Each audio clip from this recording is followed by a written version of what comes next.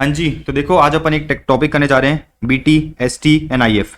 So business trust, securitisation trust and investment fund. सबसे पहले आप जो है आपको बिजनेस ट्रस्ट का कंसेप्ट समझाते हैं। आपने जो है म्यूचुअल फंड का कंसेप्ट पढ़ रखा होगा। आपने जो है म्यूचुअल फंड का कंसेप्ट पढ़ रखा होगा। म्यूचुअल फंड में क्या करते हो आप? म्यूचुअल फंड में बेसिकली जो है आप पैसा लगाते हो। म्यूचुअल फंड में जो है क्या करते हैं, लोग पैसा इन्वेस्ट करते हैं। फिर म्यूचुअल फंड में कौन होते हैं? म्यूचुअल फंड में प्रोफेशनल मैनेजर्स होते हैं। कौन होते हैं? प्रोफेशनल मैनेजर्स होते हैं। वो बेसिकली क्या करते हैं, वो आपके जो पैसा है, आपको जो पैसा है उसको स्टॉक मार्केट के अंदर क्या करते हैं, इन्वेस्ट करते हैं। क्या करते हैं? स्टॉक मार्केट के अंदर इन्वेस्ट करते हैं। अब मेरी बात बड़े ध्यान से समझना। जिस तरह से ये म्यूचुअल फंड ऑपरेट करते हैं ना, जिस तरह से म्यूचुअल फंड ऑपरेट करते हैं उसी तरह से जो है कौन चीज होती है, बिजनेस ट्रस्ट होता है। बिजनेस ट्रस्ट का काम क्या है? बिजनेस ट्रस्ट का काम ये है कि भाई लोगों से वो पैसा लेती है। क्या करती है? लोगों से पैसा लेती है। और ये पैसे को कहाँ पे इन्वेस्ट करती है? ये पैसे को जो है इन्वेस्ट करती है रियल एस्टेट में। कहाँ पर? रियल एस्टेट में, या फिर इन्वेस्टमेंट प्रोजेक्ट्स में। इन्वेस्टमेंट प्रोजेक्ट्स में, और जो किससे रिलेटेड है? इंफ्रास्ट्रक्चर से रिलेटेड है। मेरी बात समझ पा रहे हो? तो जिस तरह से म्यूचुअल फंड क्या करती है, जिस तरह से म्यूचुअल फंड लोगों का पैसा लेके स्टॉक मार्केट के अंदर इन्वेस्ट करती है, सिक्योरिटीज के अंदर इन्वेस्ट करती है, उसी तरह से ये जो अपना बिजनेस ट्रस्ट होता है, क्या होता है? ये जो अपना बिजनेस ट्रस्ट होता है, ये बेसिकली क्या करता है? ये जो बिजनेस ट्रस्ट होता है, ये बेसिकली आपका जो पैसा है उसको रियल एस्टेट में या फिर कहां पर, इंफ्रास्ट्रक्चर प्रोजेक्ट्स में क्या करता है, इन्वेस्ट करता है। तो अगर आप चाहते हो कि आपका पैसा, आप चाहते हो कि भाई आपका पैसा रियल एस्टेट में इन्वेस्ट हो, तो आप क्या कर सकते हो? बिजनेस ट्रस्ट की यूनिट्स ले सकते हो। इसी तरह से अगर आप चाहते हो कि भाई आपका पैसा कहां पर इन्वेस्ट हो, आपका पैसा जो है स्टॉक मार्केट के अंदर इन्वेस्ट हो, सिक्योरिटीज के अंदर इन्वेस्ट हो, तो आप क्या कर सकते हो? म्यूचुअल फंड की यूनिट्स ले सकते हो। तो आपको जब बीटी का कंसेप्ट समझ में आया कि भाई बिजनेस ट्रस्ट क्या होता है। तो देखो बिजनेस ट्रस्ट दो तरह के होते हैं। एक होता है रियल एस्टेट इन्वेस्टमेंट फंड। इसका मतलब क्या है? इसका मतलब सिंपल सा बात यह है कि भाई अगर आपने क्या करा है, इसको अपन शॉर्ट में क्या कहते हैं, रीट भी कहते हैं। तो रियल एस्टेट इन्वेस्टमेंट ट्रस्ट, इसको शॉर्ट में अपन क्या कहते हैं, रीट कहते हैं। तो अगर आपने क्या कर रखा है, रीट के यूनिट्स ले रखे हैं, रीट के यूनिट्स ले रखे हैं, तो ये बेसिकली रीट क्या करती है, आपके पैसे को रियल एस्टेट में इन्वेस्ट करती है। कहां पर इन्वेस्ट करती है? रियल एस्टेट में इन्वेस्ट करती है। अच्छा, दूसरा फॉर्म क्या होता है बीटी का? एक तो हो गया रीट और एक होता है इनविट। इनविट का मतलब क्या होता है? इनविट का मतलब होता है infrastructure investment trust. Infrastructure investment trust का मतलब क्या है? एक तरह का बिजनेस ट्रस्ट जो आपके पैसे को कहां पे लगाता है, जो आपके पैसे को इंफ्रास्ट्रक्चर प्रोजेक्ट्स में लगाता है। कहां पे लगाते हैं अपन? इंफ्रास्ट्रक्चर प्रोजेक्ट्स में लगाते हैं। तो इतनी आपको बात समझ में आ गई। तो एक होता है रीट और एक होता है इनविट। ये दोनों क्या है? बिजनेस ट्रस्ट है। अच्छा, regulated by SEBI and the units of which are listed on the recognised stock exchange. तो इसकी यूनिट्स जो है, इसकी यूनिट जो है रिकग्नाइज्ड स्टॉक एक्सचेंज पे क्या होती है, लिस्टेड होती है। इसका मतलब क्या है कि भाई आप जो है क्या कर सकते हो, परचेज कर सकते हो इसको रिकग्नाइज्ड स्टॉक एक्सचेंज से। तो यूनिट्स को जो है परचेज कर सकते हो रिकग्नाइज्ड स्टॉक एक्सचेंज से। इतनी बात आपको समझ में आ गई कि भाई बिजनेस ट्रस्ट का कंसेप्ट क्या होता है। बिजनेस ट्रस्ट का कंसेप्ट क्या होता है? दो तरह की जो बिजनेस ट्रस्ट है वो क्या होते हैं, एक होता है रीट, एक होता है रीट और एक होता है इनविट। रीट जो है आपका पैसा लगाता है रियल एस्टेट में, इनविट जो है आपका पैसा लगाता है कहां पर? इंफ्रास्ट्रक्चर प्रोजेक्ट्स में। अब मेरी बात बड़े ध्यान से समझना। ये जो अपना रीट और इनविट होता है, रीट और इनविट होता है, क्या होते हैं? ये बिजनेस ट्रस्ट होते हैं। ये पैसा कहां से रेस करेगी? अच्छा, इसको पैसा लगाना है रियल एस्टेट में, इंफ्रास्ट्रक्चर प्रोजेक्ट में पैसा लगाना है, रियल एस्टेट में लगाना है, इंफ्रास्ट्रक्चर प्रोजेक्ट में लगाना है। तो बेसिकली जो है ये लोग पैसा कहां से रेस करेंगे, तो अपन वो देखने जा रहे हैं। आ जाओ। हाँ जी, तो देखो ये लोग पैसा कहां से रेस करेंगे। सबसे पहला पॉइंट दे रखा है कि ये लोग जो है अपनी यूनिट्स को इशू करेंगे मार्केट में। तो it would raise capital by the issue of units और रेजिंग डेट। क्या कहना चाह रहे हैं? इसका मतलब ये है कि भाई अपन क्या करेंगे, पब्लिक को जो है, पब्लिक को यूनिट्स इशू करेंगे। यूनिट्स इशू करने पे जो भी पब्लिक क्या करेगी, यूनिट्स को सब्सक्राइब करेगी, उनसे इनके पास पैसा आ जाएगा।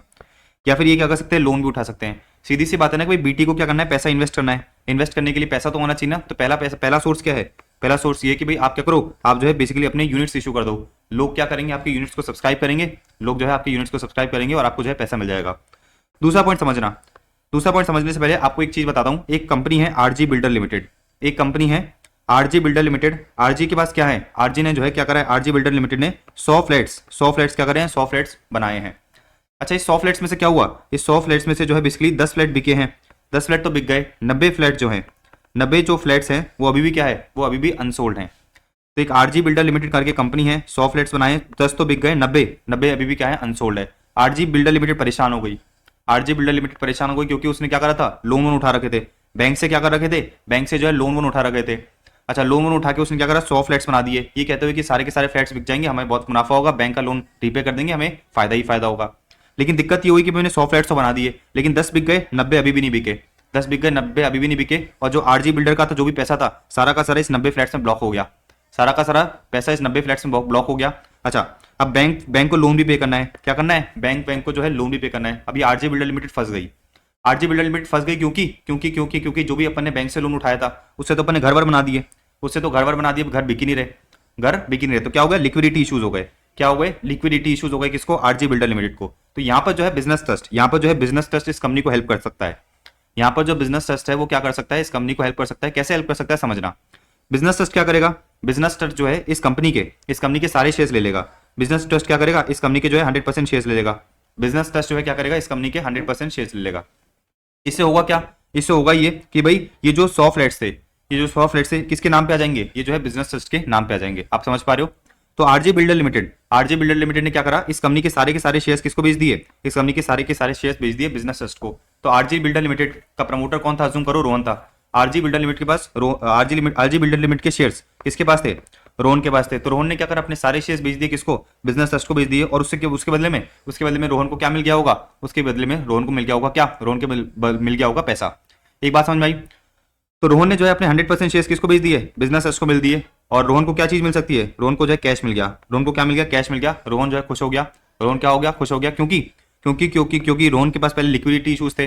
रोहन के पास क्या थे, लिक्विडिटी इशूज थे। अब क्या हुआ, अब जो है बेसिकली रोहन को कैश वेश मिल गया। रोहन जो है खुश हो गया, बोला चलो यार अपना तो काम हो गया।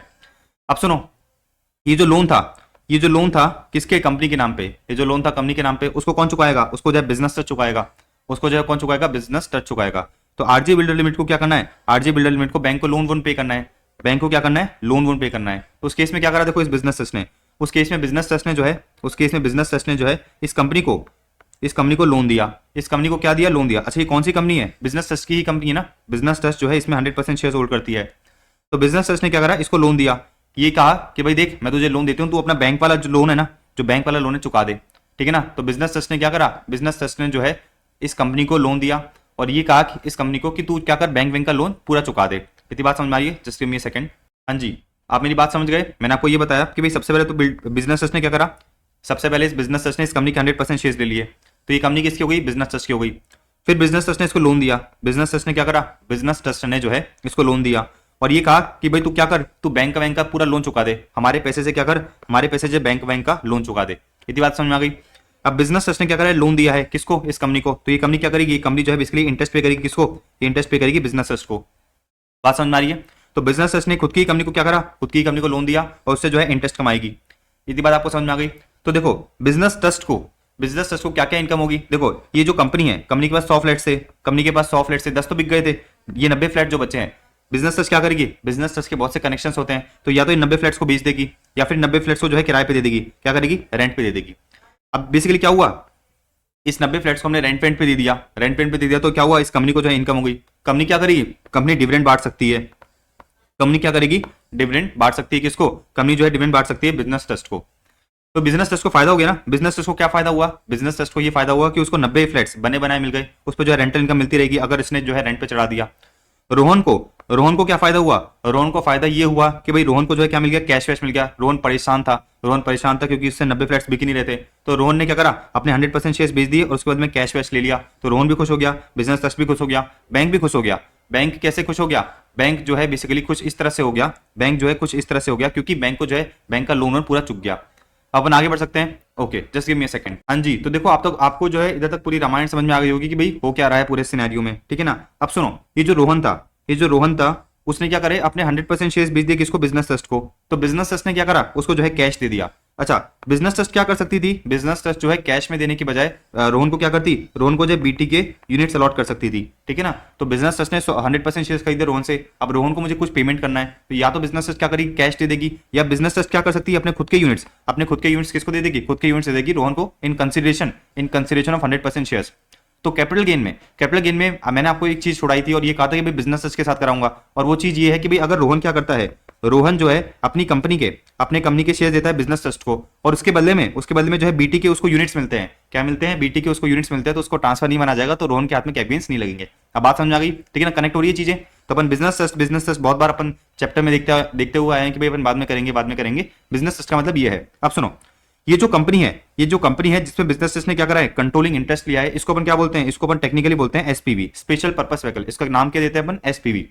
अब समझ में आ गई पूरी कहानी। अब देखो, अब आपको चीज समझ में आएगी कि भाई इनकम या इन्वेस्टमेंट मॉडल क्या है, इनकम या इन्वेस्टमेंट मॉडल बीटी का क्या है। तो बेसिकली जो बीटी है पैसा कैसे रेस करेगी, या तो जो है खुद के यूनिट्स इशू कर देगी, या फिर क्या करेगी, लोन उठा लेगी। कौन, बिजनेस ट्रस्ट। अच्छा बिजनेस ट्रस्ट क्या कर सकती है, बिजनेस ट्रस्ट बेसिकली एक्वायर कर सकती है controlling interest in Indian company, जिसको अपन क्या बोलते हैं, एसपीवी बोलते हैं। अच्छा, उस कंपनी के पास क्या होगा, उस कंपनी के पास कमर्शियल या रेसिडेंशियल प्रॉपर्टीज होगी, उस कंपनी के पास कमर्शियल या रेसिडेंशियल प्रॉपर्टीज होगी। तो देखो हमने क्या करा, हमने जो है basically income bearing assets would be held by the business trust, income bearing assets would be held by the business trust. Income bearing assets का मतलब क्या है, इनकम बेरिंग एसेट्स का मतलब है ये फ्लैट्स। तो बिजनेस ट्रस्ट क्या करेगी, बिजनेस ट्रस्ट जो है इन फ्लैट्स को होल्ड करेगी, इन फ्लैट्स को क्या करेगी, होल्ड करेगी, उस पे से इसको इनकम मिलेगी। कैसे मिलेगी, by acquiring controlling interest in the Indian company. इसने क्या करा, एक इंडियन कंपनी के शेयर्स खरीद लिए। अच्छा, किससे शेयर्स खरीदे, हमने जो है कंपनी के प्रमोटर्स मतलब लोन से शेयर्स खरीदे, फ्रॉम द शेयरहोल्डर्स या promoters of the company, from the shareholders या प्रमोटर्स ऑफ द कंपनी। ये बात आपको समझ में आ गई। तो बिजनेस ट्रस्ट क्या कर सकती है, बिजनेस ट्रस्ट जो है बेसिकली किसी कंपनी के थ्रू क्या कर सकती है, इनकम बेरिंग एसेट्स को होल्ड कर सकती है। अच्छा, बिजनेस ट्रस्ट क्या कर सकती है, खुद भी डायरेक्टली क्या कर सकती है, रियल एस्टेट में इन्वेस्ट कर सकती है, खुद भी डायरेक्टली क्या कर सकती है, रियल एस्टेट में इन्वेस्ट कर सकती है। तो देखो क्या दे रखा है, और by directly purchasing rent yielding properties. तो बिजनेस ट्रस्ट क्या कर सकती है, बिजनेस ट्रस्ट खुद से भी जो है क्या कर सकती है, प्रॉपर्टीज में इन्वेस्टमेंट कर सकती है। अच्छा, बिजनेस ट्रस्ट को क्या होगा, तो मैंने आपको बताया कि भाई बिजनेस ट्रस्ट ने लोन दे रखे थे किसको, एसपीवी को। तो बिजनेस ट्रस्ट को जो है इंटरेस्ट मिलेगा किससे, इंटरेस्ट मिलेगा एसपीवी से। अच्छा, मैंने आपको बताया कि भाई एसपीवी क्या करेगी, एसपीवी जो है बैंक का लोन चुका देगी, एसपीवी क्या करेगी, बैंक का लोन चुका देगी, और एसपीवी जो है इंटरेस्ट पे करेगी। एसपीवी क्या करेगी, इंटरेस्ट पे करेगी किसको, एसपीवी जो है इंटरेस्ट पे करेगी बिजनेस ट्रस्ट को। अब मेरी बात बड़े ध्यान से समझना। तो मैंने आपको बताया कि भाई बिजनेस ट्रस्ट ने क्या करा, लोन दिया किसको, बिजनेस ट्रस्ट ने लोन दिया एसपीवी को। एसपीवी क्या करेगी, एसपीवी जो है इंटरेस्ट पे करेगी, एसपीवी क्या करेगी, इंटरेस्ट पे करेगी। अब मेरी बात बड़े ध्यान से समझना। अपन पढ़ने जा रहे हैं taxability of income in the hands of business trust and उसके यूनिट होल्डर्स।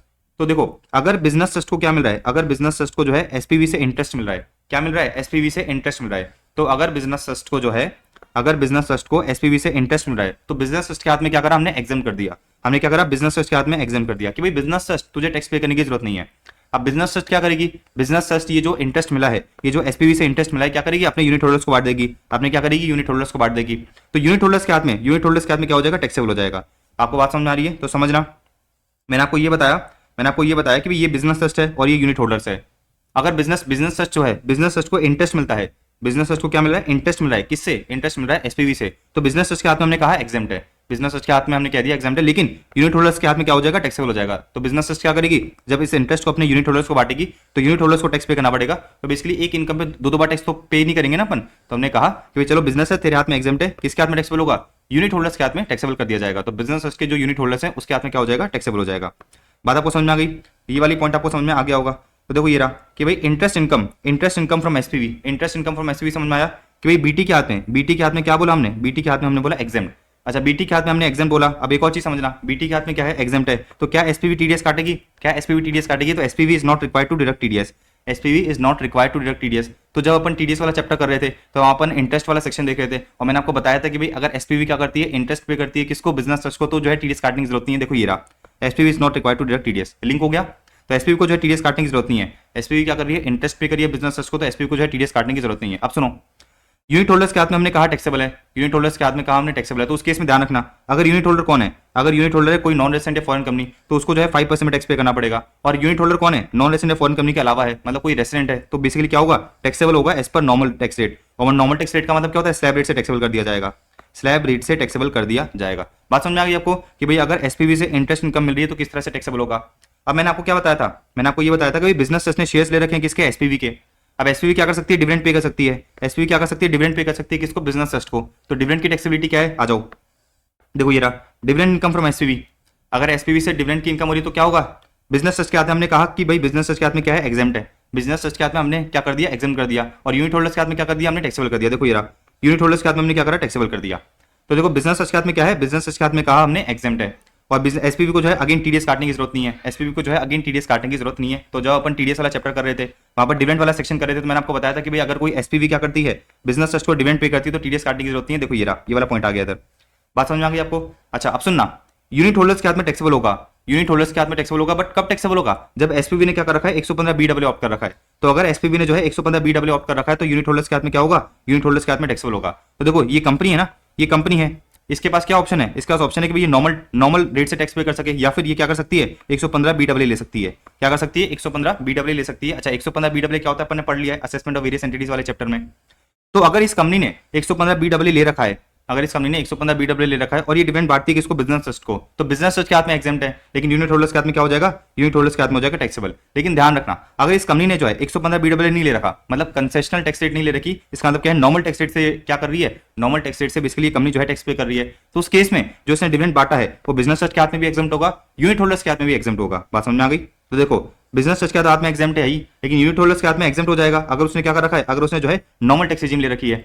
लेकिन अगर जो एसपीवी है, अगर जो एसपीवी है उसने 115 BW ले रखा है, अगर जो एसपीवी है उसने 115 BW ले रखा है, तो यूनिट होल्डर के हाथ में क्या हो जाएगा, टैक्सेबल हो जाएगा।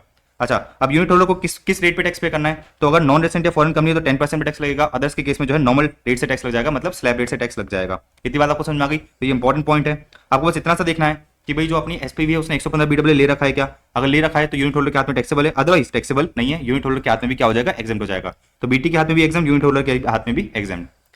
अच्छा, एक और चीज समझते हैं अपन, एक और चीज समझते हैं, एक और चीज अपन इधर समझ लेते हैं, आ जाओ।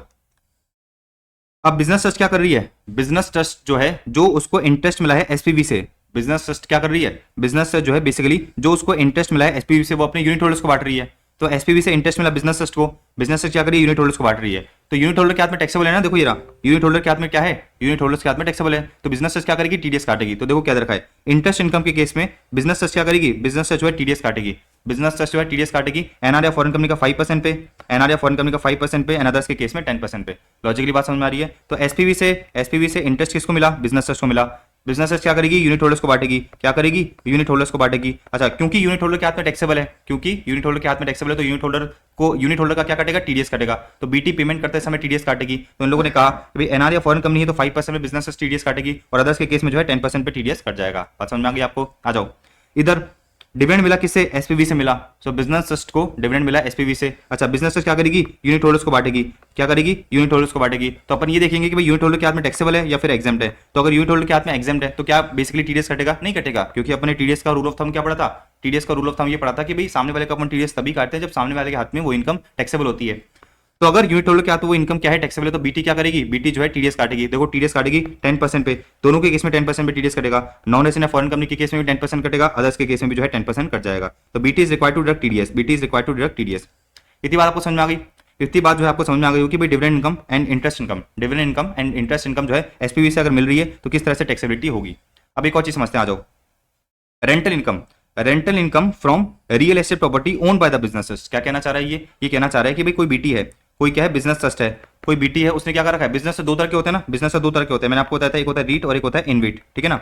तो बीटी ने क्या कर रखा है, बीटी ने जो है बेसिकली खुद से क्या कर रखा है, प्रॉपर्टीज में इन्वेस्टमेंट कर रखा है, उस पर जो है उसको रेंटल इनकम हो रही है। तो देखो दे रखा है ना, rental real estate property owned, खुद की प्रॉपर्टी है। तो ये लोग कह रहे हैं कि भाई अगर रीट ने क्या कर रखा है, खुद की प्रॉपर्टी में इन्वेस्ट कर रखा है और उस पर जो रेंटल इनकम हो रही है, तो उसके क्या हाथ में क्या, उसके हाथ में क्या होगी, एग्जेम्प्ट होगी, उसके हाथ में क्या होगी, एग्जेम्प्ट होगी। तो देखो पॉइंट समझना, rental income from real estate property owned by REIT, क्या बोल रहे हैं अपन, ये सिर्फ रीट की बात कर रहे हैं, इनविट की अपन बात नहीं कर रहे, इनविट की अपन बात नहीं कर रहे, तो अपन किसी बात कर रहे हैं, सिर्फ और सिर्फ रीट की बात कर रहे हैं। आ जाओ। तो इन लोगों ने कहा कि भाई अगर रीट ने क्या कर रखा है, खुद की प्रॉपर्टीज में इन्वेस्ट कर रखा है और उससे जो है उसको रेंटल इनकम हो रही है, क्या हो रही है, रेंटल इनकम हो रही है, तो बेसिकली बिजनेस ट्रस्ट के हाथ में क्या है, एग्जेम्प्ट है, बिजनेस ट्रस्ट के हाथ में क्या है, एग्जेम्प्ट है। इसका मतलब क्या है, इसका मतलब ये कि बिजनेस ट्रस्ट को टैक्स पे करने की जरूरत नहीं है। अच्छा, जो रेंट पे कर रहा है, जो रेंट आपको पे कर रहा है, किसको, बिजनेस ट्रस्ट को रेंट पे कर रहा है, उसको टीडीएस काटने की भी जरूरत नहीं है, उसको जो है टीडीएस काटने की भी जरूरत नहीं है। अच्छा, अब ये बिजनेस ट्रस्ट क्या करेगी, ये बिजनेस ट्रस्ट जो है, ये जो रीट है, इसको क्या मिला है, इसको जो है रेंटल इनकम मिली है, किससे, इसको रेंटल इनकम मिली है इसके पेयर से। तो ये क्या करेगी, यूनिट होल्डर्स को भी बांटेगी ना, क्या करेगी, यूनिट होल्डर्स को बांटेगी। तो देखो बिजनेस ट्रस्ट के हाथ में एग्जेम्प्ट है, तो यूनिट होल्डर के हाथ में क्या हो जाएगा, टैक्सेबल हो जाएगा। तो देखो ये रहा, यूनिट होल्डर के हाथ में टैक्सेबल हो जाएगा। तो एनआर और फॉरेन कंपनी एंड अदर्स सारे केस में, सबके केस में जो है नॉर्मल टैक्स रेट से क्या होगा, नॉर्मल टैक्स रेट से टैक्सेबल करा जाएगा। और नॉर्मल टैक्स रेट का मतलब क्या होता है, स्लैब रेट से जो है टैक्सेबल हो जाएगा, किसके हाथ में, यूनिट होल्डर के हाथ में। अब देखो एक और चीज देखो, नीचे क्या रखा है, रेंटल इनकम ऑफ इनविट एग्जाम नहीं है। तो मैंने आपको बताया था ना कि अपन किसकी बात कर रहे हैं, सिर्फ और सिर्फ रीट की बात कर रहे हैं, इनविट की बात नहीं कर रहे। तो अगर कोई इनविट है, उसको जो है रेंटल इनकम हो रही है, उसको कोई रेंटल इनकम हो रही है, तो वो एग्जाम नहीं होगी, वो जो है एग्जाम नहीं होगी। बात समझ आ गई आपको? अगेन देखो, बीटी क्या करेगी, बीटी जो है टैक्स पे करेगी, बीटी क्या करेगी, सॉरी, बीटी जो है रेंटल इनकम पे करेगी अपने यूनिट होल्डर्स को, बीटी जो है रेंटल इनकम पे करेगी अपने यूनिट होल्डर्स को। अच्छा, रेंटल इनकम पे करेगी अपने यूनिट होल्डर्स को, तो बीटी क्या करेगी, टीडीएस काटेगी, बीटी जो है टीडीएस काटेगी। तो अदर्स के केस में 10% पे टीडीएस कटेगा, एनआर या फॉरेन कंपनी के केस में रेट्स इन फोर्स पे टीडीएस कटेगा, एनआर या फॉरेन कंपनी के केस में रेट्स इन फोर्स पे टीडीएस कटेगा। अच्छा, ये रेट इन फोर्स का मतलब क्या है, तो जब अपन इंटरनेशनल टैक्सेशन करेंगे जब समझ जाएंगे, लेकिन अभी आपको मैं समझा देता हूं कि रेट जहां पर भी एनआर या फॉरेन कंपनी के केस में आपको जो है रेट्स इन फोर्स दिख जाए, जहां पर भी रेट इन फोर्स दिख जाए, तो आपको क्या करना है, आपको जो है 30% पे टीडीएस काटना है, आपको क्या करना है, 30% पे टीडीएस काटना है। और फिर मैंने आपको बताया भी था टीडीएस वाले चैप्टर में कि जब भी अपन क्या करते हैं एनआर को या फिर फॉरेन कंपनी को टीडीएस काटते हैं, एनआर या फॉरेन कंपनी का टीडीएस काटते हैं, तो आपको जो है क्या करना पड़ता है, surcharge and health and education cess भी ऐड करना पड़ता है। तो 30% के साथ जो है सरचार्ज ऐड हो जाएगा plus 4% health and education cess add हो जाएगा। अगर सरचार्ज एप्लीकेबल है तो ठीक है, अदरवाइज क्या होगा, अदरवाइज डायरेक्टली अपन क्या करेंगे 4% health and education cess add कर देंगे। तो 30 प्लस 4% कितना होता है, 30 प्लस 4% होता है 31.2%।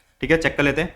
30 प्लस 4% अगर आप करोगे तो आपका आएगा 31.2%। तो मैं आपको ये बता रहा हूँ कि एनआर और फॉरेन कंपनी के केस में जहां पर भी आपको रेट्स इन फोर्स जाना, उसका मतलब क्या होता है, उसका मतलब होता है 31.2%। और सरचार्ज अगर लग रहा है सामने वाली कंपनी पे, सरचार्ज लग रहा है तो सरचार्ज भी जो है क्या हो जाएगा, ऐड हो जाएगा।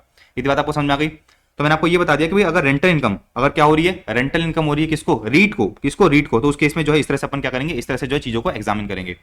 बात समझ में आ गई। 3 चीजें अपन ने पढ़ ली, क्या क्या पढ़ा, डिविडेंड इनकम पढ़ी, इंटरेस्ट इनकम पढ़ी और रेंटल इनकम पढ़ी। अब देखो समरी बनाई है मैंने नीचे, मैंने आपको जो है समरी बनाई है। ये कौन है, बीटी है और ये क्या है, यूनिट होल्डर है। तो अगर आपको डिविडेंड की इनकम हो रही है, इंटरेस्ट की इनकम हो रही है या फिर रेंटल इनकम हो रही है किसको, रेंटल इनकम हो रही है रीट को, तो उस केस में क्या हो रहा है, उस केस में बेसिकली बिजनेस ट्रस्ट के हाथ में क्या है, एग्जेम्प्ट है, बीटी के हाथ में क्या है, एग्जेम्प्ट है, और यूनिट होल्डर के हाथ में क्या होगा, यूनिट होल्डर के हाथ में टैक्सेबल हो जाएगा, यूनिट होल्डर के हाथ में टैक्सेबल हो जाएगा। लेकिन डिविडेंड वाले केस में ध्यान रखना, डिविडेंड वाले केस में ध्यान रखना कि भाई सामने वाले ने एसपीवी ने 115 बीट वाले ले रखा है कि नहीं ले रखा है। इतनी बात समझ आ गई। और रेंटल इनकम में अपन क्या ध्यान रखेंगे, सिर्फ रीट की बात कर रहे हैं अपन, किसकी बात कर रहे हैं, सिर्फ रीट की बात कर रहे हैं।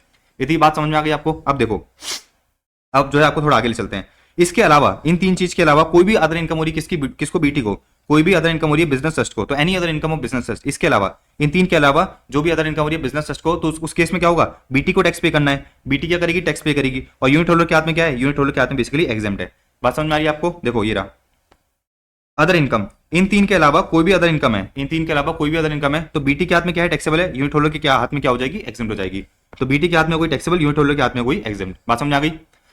तो बीटी के हाथ में क्या हुई, टैक्सेबल, यूनिट होल्डर के हाथ में क्या हुई, एग्जेम्प्ट हो गई। सुनो, अब बीटी को टैक्स पे करना है, बीटी क्या करेगी, टैक्स पे करेगी। किस रेट से पे करेगी समझना।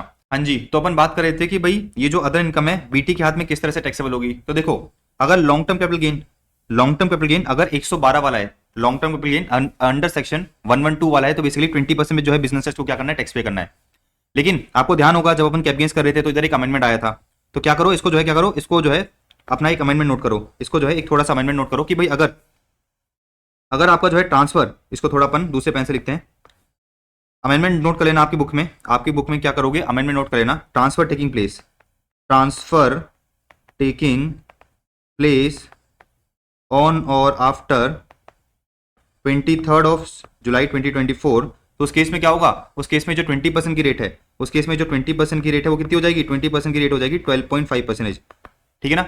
अच्छा, एक और चीज समझो, अगर आपका लॉन्ग टर्म गेन 112 वाले तो अपन ने समझ लिया 20% में टैक्सेबल होगा। लेकिन अगर आपका ट्रांसफर टेकिंग प्लेस, अगर आपका जो है ट्रांसफर हुआ है ऑन और आफ्टर 23rd of July 2024, तो उस केस में 20% की रेट कितनी हो जाएगी, 12.5% हो जाएगी। इसी तरह से अगर आपको शॉर्ट टर्म कैपिटल गेन हुआ है, इसी तरह से अगर आपको शॉर्ट टर्म कैपिटल गेन हुआ है अंडर सेक्शन 111A, तो उस केस में क्या होगा, उस केस में 15% की रेट है, उस केस में क्या है 15% में बिजनेस को टैक्स पे करना है। लेकिन ध्यान रखना, अगेन इसमें भी क्या आया था, इसमें भी जो है अमेंडमेंट आया था, इसमें भी जो आया था, क्या आया था, अमेंडमेंट आया था। तो इसमें क्या हुआ था, ये 15% की रेट कितनी हो गई थी, ये जो 15% की रेट है, ये जो 15% की रेट है कितनी हो गई थी, 15% की रेट हो गई थी 20%। आज आपको दिखा देते हैं, पेज नंबर ले चलते हैं आपको 44 पे, पेज नंबर ले चलते हैं आपको 44 पे। देखो ये रहा पेज नंबर 44 पे मैंने आपको ले आया और मैंने आपको बताया था, देखो ये रहा कि भाई अगर सेक्शन 111A वाला है, सेक्शन 111A वाला क्या हुआ है, आपको शॉर्ट टर्म कैपिटल गेन हुआ है, तो उस केस में क्या होगा, 20% की जगह, सॉरी 15% की जगह 20% हो जाएगा। क्या हो जाएगा, 15% की जगह 20% हो जाएगा for transfer taking place on और आफ्टर 23rd of July 2024। ये बात समझ में आ गई 111A की। इसी तरह से 112 पढ़ाया था मैंने आपको, इसी तरह से जो है मैंने आपको सेक्शन 112 पढ़ाया था, ये रहा सेक्शन 112 पढ़ाया था। तो 112 में क्या हुआ था, 112 में 20% की जगह, 20% की जगह क्या हो गया था, देखो ये रहा 112 में 20% की जगह हो गया था 12.5%। बात समझ में आ गई आपको। मैंने दोनों अमेंडमेंट्स आपको जो है कैबिनेट्स में पढ़ा दिए थे, मैंने दोनों अमेंडमेंट्स आपको जो है कैबिनेट्स में पढ़ा दिए थे। इधर जो ये चीज जो है, इधर ये चीज जो है बेसिकली मिसिंग है, अमेंड होना मिसिंग है। तो आप क्या करोगे, इसको जो है नोट कर लोगे, ठीक है ना। तो अगर आपके नोट्स में ये चीज अमेंडेड है तो कोई दिक्कत नहीं है, मैंने नोट्स वैसे अमेंड तो कर दिए थे। किसी किसी के पास ये जो पॉइंट है ये अमेंडेड नहीं होगा। आप क्या करोगे, नीचे जो है एरो बना के ये चीज लिख लो, ये एरो बना के क्या करोगे, ये जो 20% की रेट है कितनी हो जाएगी, 12.5% हो जाएगी, यानी 15% की रेट कितनी हो जाएगी, 20% हो जाएगी for transfer taking place on और आफ्टर 23rd of July 2024। इतनी बात आपको समझ में आ गई। अब एक और चीज समझना, ये जो बिजनेस ट्रस्ट है, बिजनेस ट्रस्ट की जो बाकी सारी इनकम है, बिजनेस ट्रस्ट की जो बाकी सारी इनकम पे बीटी क्या करेगी, एमएमआर पे टैक्स पे करेगी। क्या करेगी, एमएमआर पे टैक्स पे करेगी। और एमएमआर क्या होता है 42.744%। अच्छा, आपके दिमाग में घंटी बज रही होगी कि भाई 112A कहां गया, 112A कहां गया। तो बेसिकली जब ये लॉ मेकर्स ने क्या करा, इस प्रोविजन को ड्राफ्ट करा, तो ड्राफ्टिंग में क्या करती, गलती कर दी, मतलब सरकार ने क्या करा, इसमें गलती कर रखी है, इसमें 112 ए भी आना चाहिए, क्या आना चाहिए, 112 ए आना चाहिए, लेकिन सरकार ने जो है जब लॉ ड्राफ्ट करा तो गलती कर दी, तो उस केस में अभी सरकार ने इस गलती को सही नहीं कराया, अभी सरकार ने इस गलती को सही नहीं कराया, देयरफॉर अगर 112 ए का अगर आपको लॉन्ग टर्म कैपिटल होता है तो उससे भी आपको जो है 42.744 पे क्या करना पड़ेगा, 42.744 पे टैक्स पे करना पड़ेगा। बात समझ में आ रही है? तो सरकार से भी देखो गलतियां होती है, सरकार ने जब लॉ ड्राफ्ट करा तो 112 ए को इंक्लूड करना ही भूल गए, 112 ए को इंक्लूड करना ही भूल गए, देयरफॉर 112 ए पे आपको क्या करना पड़ेगा, अभी हाल फिलहाल 42.744 पे ही टैक्स पे करना पड़ेगा, जब तक कि सरकार इस चीज को ठीक नहीं कर देती। बात समझ में आ गई? तो मैंने आपको क्या बता दिया, मैंने आपको ये बता दिया कि जो बीटी की इनकम है, बीटी की सारी इनकम है वो किस तरह से टैक्सेबल होगी। तो ये सारी इनकम अपन ने पूरी देख ली कि भी किस तरह से अपन को जो है टैक्सेबल करना है। अपन आगे बढ़ सकते हैं। अब देखो ये रहा, income distributed by the BT to its unit holders shall be of the same nature and in the same proportion in the hands of unit holders as it has been received by the BT। तो ये लोग कहना चाह रहे हैं कि BT को जो भी इनकम मिली है, फॉर एग्जांपल बीटी को जो है इंटरेस्ट इनकम मिली है, डिविडेंड इनकम मिली है, अच्छा रेंटल इनकम मिली है, तो अगर बीटी क्या करती है, इन इनकम को जो डिस्ट्रीब्यूट करती है यूनिट होल्डर के हाथ में, इन इनकम को डिस्ट्रीब्यूट करती है यूनिट होल्डर के हाथ में, तो यूनिट होल्डर के हाथ में भी सेम नेचर रहेगा। तो यूनिट होल्डर भी क्या दिखाएगी, यूनिट होल्डर भी जो है अपनी दिखाएगी इंटरेस्ट दिखाएगी, रेंट दिखाएगी या फिर डिविडेंड दिखाएगी। तो बेसिकली क्या करा है बिजनेस ट्रस्ट ने इनकम बांटी है वो सेम नेचर की होगी and in the same proportion in the hand of unit holder as it has been received by the BT. इसका मतलब क्या है, इसका मतलब ये है कि बीटी जो भी क्या करती है अपनी इनकम बांटती है वो सेम नेचर की होगी, यूनिट होल्डर के हाथ में भी जो है सेम नेचर की होगी and in the same proportion in the hand of unit holder as it has been received by the BT. इसका मतलब क्या है भाई, करंट ईयर में बीटी ने क्या करा है, करंट ईयर में बीटी ने 100 रुपए रिसीव करे हैं, करंट ईयर में बीटी ने क्या करें 100 रुपए रिसीव करें, जिसमें से 30 रुपीज कितने हैं, 30 रुपीज इंटरेस्ट के हैं, 30 रुपीज क्या है इंटरेस्ट के हैं। अच्छा इसी तरह से अपन अज्यूम करते हैं कि भाई 30 रुपीज क्या है, 30 रुपीज डिविडेंड है फ्रॉम एसपीवी, और इसी तरह से बाकी 40 क्या है, बाकी 40 रेंटल इनकम है, बाकी 40 क्या है रेंटल इनकम है।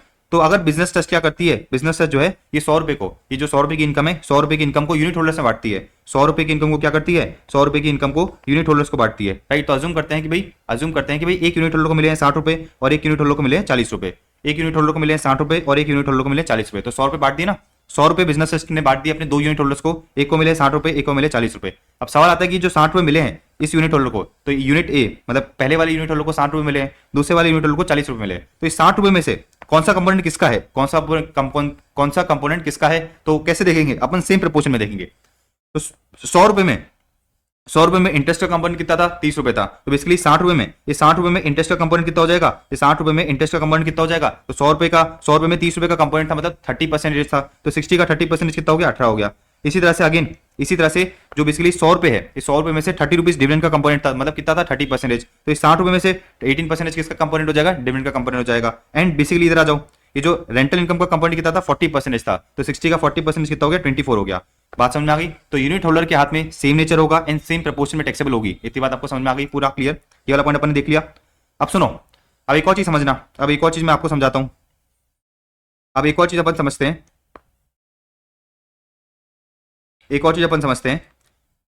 बिजनेस ट्रस्ट की यूनिट्स, अगर आप यूनिट्स को बेचते हो, तो मैंने आपको क्या बताया था, मैंने आपको सेक्शन 111 ए कराया था और 112 ए कराया था।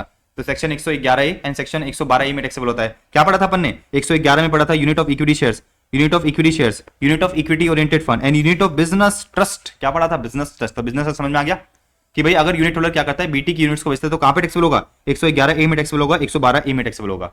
अब एक और चीज समझना, taxability on the transfer of units of BT bye the unit holders. अगर बिजनेस ट्रस्ट ने क्या करा है, बिजनेस ट्रस्ट के यूनिट होल्डर्स ने खरीदा यूनिट्स को, खरीदा और विद इन 3 इयर्स बेच दिया, तो क्या होगा, शॉर्ट टर्म कैपिटल गेन होगा। और टैक्सेबल कहां पर होगा, टैक्सेबल होगा 111 में। और 3 साल के बाद बेचा तो लॉन्ग टर्म कैपिटल गेन होगा, टैक्सेबल कहां होगा, टैक्सेबल होगा 112 ए में। लेकिन एक और चीज याद रखो, मैंने आपको एक अमेंडमेंट कराया था, आज चलते हैं पेज नंबर 30 पे। आपको जो मैंने एक अमेंडमेंट कराया था, पेज नंबर 30 पे ले चलता हूं। एक अमेंडमेंट आया था, आपको ध्यान हो तो, एक अमेंडमेंट आया था और आपको ध्यान होगा कि भाई अमेंडमेंट के अकॉर्डिंग क्या हुआ था, अमेंडमेंट के अकॉर्डिंग अगर आपने बेसिकली क्या करा है, अगर आपने जो है ट्रांसफर करा है, देखो ऑन और आफ्टर 27th ऑफ जुलाई 2024, तो उस केस में क्या हुआ था, उस केस में 36 महीने को हमने क्या करा, 36 महीने को हमने रिड्यूस कर दिया था टू 24 मंथ। देखो ये रहा, 36 महीने को हमने क्या करा, रिड्यूस कर दिया था टू 24 मंथ्स। बात समझ आ गई, अमेंडमेंट क्लियर हो गया। तो हमने क्या देखा, अभी हमने ये देखा कि भाई अगर आपने जो है यूनिट होल्डर्स ने बीटी की यूनिट्स को विद इन 3 इयर्स बेचा है, तो क्या होगा, शॉर्ट टर्म कैपिटल गेन होगा, और अदरवाइज क्या होगा, लॉन्ग टर्म कैपिटल गेन होगा। लेकिन अगर यूनिट होल्डर्स ने क्या करा है, यूनिट होल्डर्स ने ट्रांसफर करा है आफ्टर ऑन और आफ्टर यूनिट होल्डर्स ने ट्रांसफर करा है ऑन और आफ्टर 27 ऑफ जुलाई 2024, तो बेसिकली 36 महीने की जगह क्या हो जाएगा 24 मंथ्स हो जाएगा। इसका मतलब क्या है 3 साल की जगह कितना हो जाएगा 2 ईयर्स हो जाएगा। बात समझ में आ गई, बात आपको समझ में आ गई होगी। तो चलते हैं अपन वापस उधर, ये है 27 ऑफ जुलाई 2024, मैं आपको ले चलता हूँ 109 पे, 109 पे ले चलते हैं आपको, 109 पे ले चलते हैं,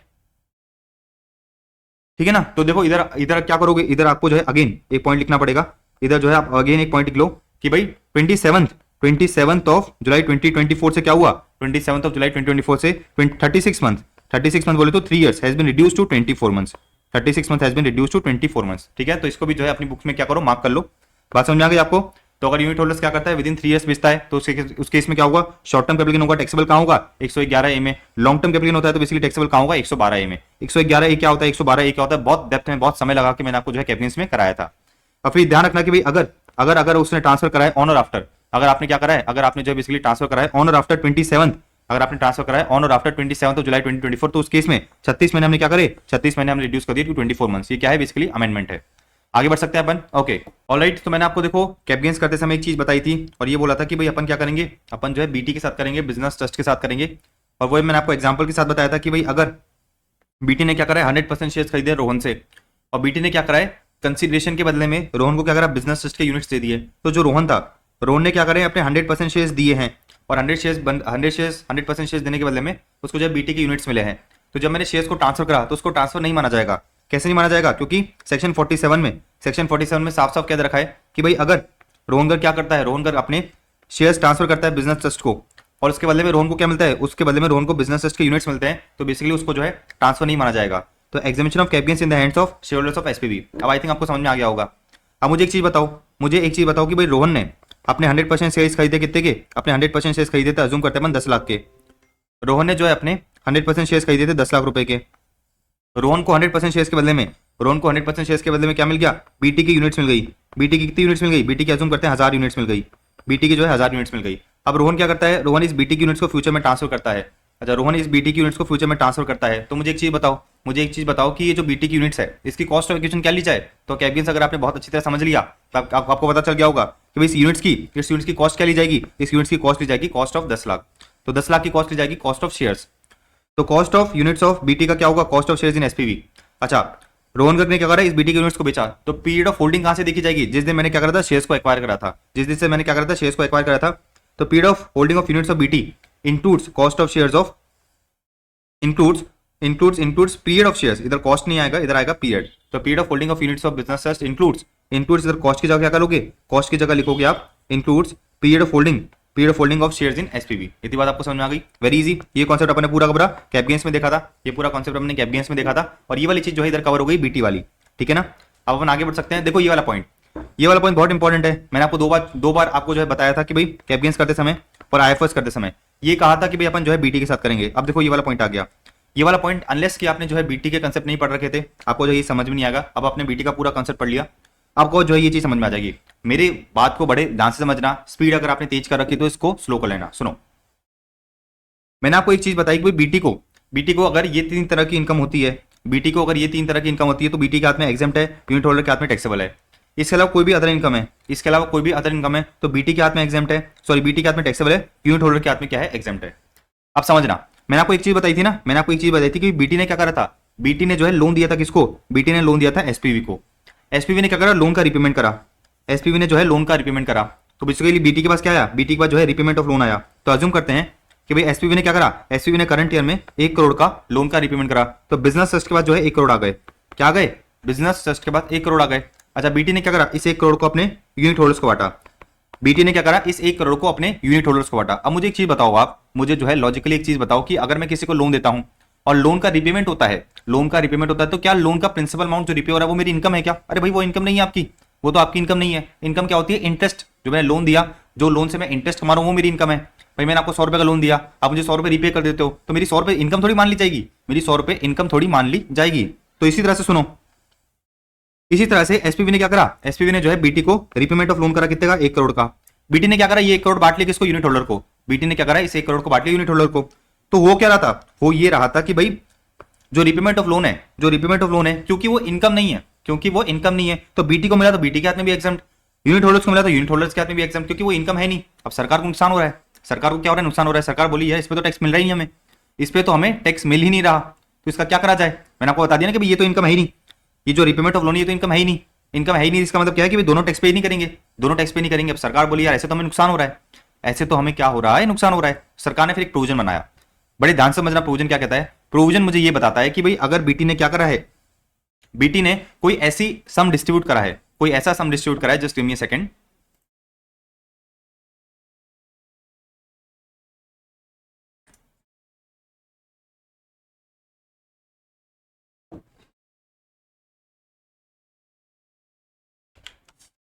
तो मैं आपको बता रहा था कि भाई बीटी ने क्या करा है, बीटी ने कोई ऐसा सम डिस्ट्रीब्यूट करा है, बीटी ने कोई ऐसा सम डिस्ट्रीब्यूट करा है जो बेसिकली दोनों के हाथ में क्या है, जो बेसिकली दोनों के हाथ में एग्जेम्प्ट है, जो बेसिकली क्या है, दोनों के हाथ में एग्जेम्प्ट है। उस केस में सरकार ने एक प्रोविजन बनाया। सरकार ने क्या प्रोविजन बनाया कि अगर बीटी कोई ऐसा सम डिस्ट्रीब्यूट करता है जो दोनों के हाथ में एग्जेम्प्ट है, तो यूनिट होल्डर्स के हाथ में वो पैसा आ गया ना, अल्टीमेटली बीटी ने उसको यूनिट होल्डर्स को बांट दिया, यूनिट होल्डर्स के हाथ में वो पैसा आ गया। तो यूनिट होल्डर्स क्या करेगा, यूनिट होल्डर जो है बेसिकली अपनी cost of acquisition of BT में से कम करता जाएगा। एग्जाम्पल समझते हैं, आ जाओ आपको जो है एग्जाम्पल बताता हूं मैं, मस्त एग्जाम्पल है, देखो ये रहा।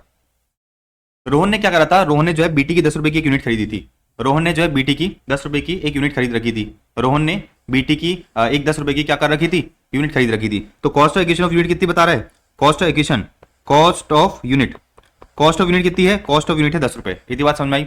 सरकार ये कहती है कि अगर रिपेमेंट ऑफ लोन, अगर रिपेमेंट ऑफ लोन बीटी क्या करती है, डिस्ट्रीब्यूट करती है करंट में किसको, यूनिट होल्डर को, तो यूनिट होल्डर को 5 रुपए मिल गया ना, यूनिट होल्डर को करंट ईयर में एज्यूम करो 5 रुपए मिला है, तो यूनिट होल्डर क्या करेगा, अपनी कॉस्ट ऑफ एक्विजिशन से उसको कम करेगा, अपनी क्या करेगा, कॉस्ट ऑफ एक्विजिशन से कम करेगा। तो उसकी यूनिट होल्डर की कॉस्ट क्या हुई, यूनिट होल्डर की कॉस्ट हो गई 5 रुपए। तो यूनिट होल्डर क्या करता है, अगर फ्यूचर में यूनिट होल्डर अगर फ्यूचर में इस यूनिट को बेचता है तो कॉस्ट ऑफ एक्विजिशन क्या लेगा, कॉस्ट ऑफ एक्विजिशन लेगा 5 रुपए की। बात समझ आ गई। तो ये तो हो गया ईयर 1, क्या हो गया, ईयर 1 हो गया। ईयर 2 पे बात करते हैं, ईयर 2 की बात करते हैं। ईयर 2 पे अगेन क्या हुआ, बीटी ने जो है 5 रुपए डिस्ट्रीब्यूट करे, तो बेसिकली क्या होगा, अगेन यूनिट होल्डर क्या करेगा, अपनी कॉस्ट ऑफ एक्विजिशन कम कर देगा, तो अब मेरी कॉस्ट ऑफ एक्विजिशन क्या हो गई 0। तो बेसिकली अगर यूनिट होल्डर ईयर 2 में, यूनिट होल्डर क्या करता है, ईयर 2 में इस यूनिट को बेचता है तो उसकी कॉस्ट ऑफ एक्विजिशन क्या लेंगे अपन, कॉस्ट ऑफ एक्विजिशन लेंगे 0। कैपिटल कैसे निकालते हो, cell consideration minus cost of acquisition. अब कॉस्ट ऑफ एक्विजिशन क्या ले जाएगी, 0 ले जाएगी। अब सुनो, ईयर 2 की बात हो गई, ईयर 1 और 2 की बात हो गई। ईयर 3 की बात करते हैं। ईयर 3 में क्या हुआ, ईयर 3 में बीटी ने क्या करा, ईयर 3 में बीटी ने अगेन 5 रुपए डिस्ट्रीब्यूट करे, ईयर 3 में बीटी ने अगेन क्या करे, 5 रुपए डिस्ट्रीब्यूट करे। तो अब क्या होगा, बेसिकली अब मेरी कॉस्ट ऑफ एक्विजिशन तो 0 हो गई है, अब मेरी क्या हो गई है, कॉस्ट ऑफ एक्विजिशन तो 0 हो गई है। तो उस केस में ये जो 5 रुपए डिस्ट्रीब्यूट करे गए हैं किसको, रोहन को, तो ये रोहन की क्या मान ली जाएगी, income from other sources, income from other sources में 5 रुपए की इनकम मान ली जाएगी। ईयर 3 खत्म, ईयर 3 खत्म, ईयर 4 पे आ जाते हैं। ईयर 4 में अगेन 5 रुपए डिस्ट्रीब्यूट करे गए, ईयर 4 में अगेन क्या करे गए, 5 रुपए डिस्ट्रीब्यूट कर गए, तो ये 5 रुपए क्या होंगे, अगेन जो है ईयर 4 की बिजनेस यूनिट होल्डर की इनकम मान ली जाएगी। तो मैंने आपको अभी तक इतना समझाया कि भाई अगर अगर अगर अगर ये स्पेसिफाइड सम, ये स्पेसिफाइड सम जो है क्या हो रहा है, ये स्पेसिफाइड सम यूनिट होल्डर को बांटा जा रहा है, तो यूनिट होल्डर क्या करेगा, यूनिट होल्डर सबसे पहले अपनी कॉस्ट ऑफ एक्विजिशन को कम करता जाएगा, यूनिट होल्डर क्या करेगा, अपनी कॉस्ट ऑफ एक्विजिशन को कम करता जाएगा। और जैसे यूनिट होल्डर की कॉस्ट ऑफ एक्विजिशन हो जाएगी 0, जैसे ही यूनिट होल्डर की कॉस्ट ऑफ एक्विजिशन हो जाएगी 0, उसके बाद क्या होगा, उसके बाद जो है इनकम फ्रॉम अदर सोर्सेज में, इनकम फ्रॉम अदर सोर्सेज में क्या हो जाएगी, इनकम टैक्सेबल कर दी जाएगी। मेरी बात समझ पा रहे हो। तो सिंपल सा फंडा ये है, सिंपल सा फंडा ये है कि यूनिट होल्डर सबसे पहले अपनी कॉस्ट ऑफ एक्विजिशन कम करता जाएगा, जैसे ही उसकी कॉस्ट ऑफ एक्विजिशन 0 हो जाएगी, जैसे उसकी कॉस्ट ऑफ एक्विजिशन 0 हो जाएगी, उसके बाद अगर उसके बाद उसको रिपेमेंट मिल रहा है, उसके बाद उसको रिपेमेंट ऑफ लोन मिल रहा है, तो उसके इसमें क्या होगा, आईएफओएस की इनकम बांध ली जाएगी। अब वो वही दे रखा है, any specified sum received by the unit holder, any specified sum received by the unit holder from the business trust during the previous year shall be taxable under IFOS, shall be taxable under IFOS। तो मैंने आपको पूरा logically समझाया, मैंने आपको क्या करा, पूरा लॉजिकली समझाया। अब देखो इन लोगों ने क्या दे रखा है ना, इन लोगों ने जो मैं आपको समझाया, इन लोगों ने जो मैंने आपको समझाया वही चीज लिख रखी है। अब कैसे लिख रखी है वो समझते हैं, ठीक है। इतनी कहानी समझ आ गई। सिंपल सी बात ये है कि यूनिट होल्डर क्या करेगा, सबसे पहले अपनी कॉस्ट ऑफ एक्विजिशन को 0 कर देगा। यूनिट होल्डर जब तक उसकी कॉस्ट ऑफ एक्विजिशन 0 नहीं हो जाती, वो क्या करेगा, अपनी कॉस्ट ऑफ एक्विजिशन को 0 करता जाएगा। और क्या होगा, जैसे ही उसकी कॉस्ट ऑफ एक्विजिशन 0 हो गई, उसके बाद से क्या होगा, उसके बाद से जो है इनकम फ्रॉम अदर सोर्सेज में उसको जो है टैक्स पे करना पड़ जाएगा। बात समझ में आ गई। अब देखो लॉ ने क्या बोल रखा है, अपना लॉ क्या बताता है वो समझते हैं। अब देखो अपन जो है लॉ की ड्राफ्टिंग समझने जा रहे हैं। प्रोविजन क्या कहता है कि भाई जो भी स्पेसिफाइड सम किसको मिला है, यूनिट होल्डर को मिला है, वो आईएफओएस में टैक्सेबल होगा। किस तरह से टैक्सेबल होगा, मैंने आपको जो है पूरा एग्जांपल बताया। अच्छा, ये लेमन एग्जांपल बताया मैंने, लेमन की तरह एग्जांपल बताया कि भाई अगर एक आम आदमी समझना चाहे तो किस तरह से जो है इनकम टैक्सेबल होगी, वो मैंने आपको बता दिया। अब लॉ कैसा समझाता है वो समझना, ठीक है। अब लॉ कैसा समझाता है वो समझते हैं। अब देखो लॉ की ड्राफ्टिंग कितनी अच्छी है, लॉ कितना अच्छा ड्राफ्ट किया जाता है। देखो स्पेसिफाइड सम का मतलब क्या है, कितना पैसा आईएफओएस में टैक्सेबल होगा। कैसे निकालोगे, ए माइनस बी माइनस सी करके निकालोगे। ए का मतलब क्या है, ए का मतलब है रीपेमेंट ऑफ लोन वाला पैसा। Aggregate of sum distributed by the business trust with respect to such unit during the previous year और during any earlier previous year to such unit holder which is, तो basically जो भी उसने पैसा distribute करा है सबका टोटल उठा लो। एग्रीगेट आज तक जितना भी पैसा डिस्ट्रीब्यूट करा गया है उसका टोटल उठा लो, which is not in the nature, which is not in the nature of interest, dividend and rental income, जो बेसिकली ये वाला पॉइंट, ये वाला पैसा नहीं है। तो एग्रीगेट पैसा जो बिजनेस ने क्या करा है, डिस्ट्रीब्यूट करा है, जो कि ये वाला पैसा नहीं है, तो इसको मैं क्या करता हूं, इसको मैं काट देता हूं, जो कि बेसिकली ये वाला पैसा नहीं है। नॉट इन द नेचर बोला ना, नॉट इन द नेचर, जो कि ये वाला पैसा नहीं है। इसका मतलब क्या हुआ, इसका मतलब या तो ये वाला पैसा हुआ, इसका मतलब क्या हुआ, ये वाला पैसा हुआ या ये वाला पैसा हुआ, राइट। अब सुनो, पहला पॉइंट समझ में आ गया आपको, not in the nature, not in the nature of interest, dividend and rental income, and देखो क्या दे रखा है, and not chargeable to tax in the hands of business trust. तो बेसिकली ये वाला नेचर भी नहीं होना चाहिए। एंड नंबर 2 पॉइंट क्या दे रखा है, बिजनेस ट्रस्ट के हाथ में टैक्सेबल भी नहीं होना चाहिए। तो मैंने आपको बताया कि भाई ये वाला पॉइंट तो काट दिया, बचा क्या, ये वाला पॉइंट बचा, ये वाला पॉइंट बचा, ठीक है। क्या बचा, ये वाला पॉइंट बचा और ये वाला पॉइंट बचा। अब इन लोगों ने कहा कि भाई दूसरी कंडीशन ये कि बिजनेस ट्रस्ट के हाथ में टैक्सेबल भी नहीं होना चाहिए। तो ये वाली इनकम जो है, ये जो अदर इनकम है, ये तो बीटी के हाथ में टैक्सेबल है। इसका मतलब क्या हुआ, इसका मतलब ये भी हट जाएगा, इसका मतलब क्या होगा, ये भी हट जाएगा। अब बचा क्या, अब बचा रिपेमेंट ऑफ लोन। तो अपन को क्या देखना है, अपन को ये देखना है कि भाई एग्रीगेट ऑफ सम, आज तक जो है बेसिकली आज तक बिजनेस ट्रस्ट ने ये जो रिपेमेंट ऑफ लोन वाला पैसा है कितना बांटा है। बात समझ आ गई, ये मैंने दोनों पॉइंट समझा दिया बहुत लॉजिकल तरीके से। तो aggregate of sum distributed by the business trust, जो कि ये वाला पैसा नहीं है। एंड नंबर 2, ये जो दूसरा इनकम है वो टैक्सेबल भी नहीं होना चाहिए। तो बेसिकली मैंने कहा कि भाई अगर ये वाला पैसा नहीं तो बचेगा क्या, ये या तो ये होगा या तो ये होगा, लेकिन ये वाला नहीं हो सकता, ये वाला नहीं हो सकता क्योंकि ये तो बीटी के हाथ में टैक्सेबल है। ये तो क्या है, बीटी के हाथ में टैक्सेबल है, तो ये भी हट गया, ये भी हट गया। क्या बचा, रिपेमेंट ऑफ लोन बचा। क्या बचा, रिपेमेंट ऑफ लोन बचा। तो aggregate of sum distributed by the BT, ये हो गया। बी देखो क्या रखा है, बी का मतलब है कि भाई cost of acquisition of unit क्या है, जो यूनिट होल्डर है उसने यूनिट कितने में खरीदी थी, उसने यूनिट कितने में खरीदी थी। एंड तीसरा पॉइंट देखो क्या रखा है, सी क्या रखा है, amount charge to tax under this clause in the previous year, कितना पैसा आपको जो है आईएफओएस के अंदर पहले टैक्सेबल कर दिया गया था। अब ये एग्जांपल समझते हैं, आपको और क्लैरिटी आएगी। Just give me a second.